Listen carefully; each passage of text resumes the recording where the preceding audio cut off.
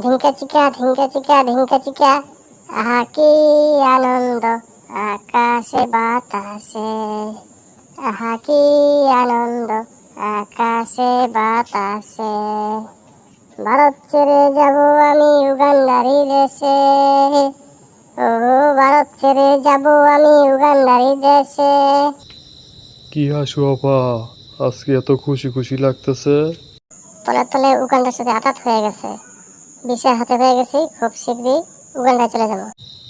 কি কোন হাসু আপা, আপনি মতিদুলা বাইরে ছাইরা চলে যাবেন? উনি তো আপনার দুঃসময়ের বন্ধু ছিল। নিজে বাঁচলে বাপের নাম। আপা, আপনি তো হইছেন আপনার বাপের মতো স্বার্থপর, স্বার্থ ছাড়া কিছুই বুঝেন না। আরে কাদের, একটু স্বার্থপর না হলে কি আর দুনিয়া চলা যাইব? তাইলে আপা আপনি আমারেও লগে কইরা লইয়া যান।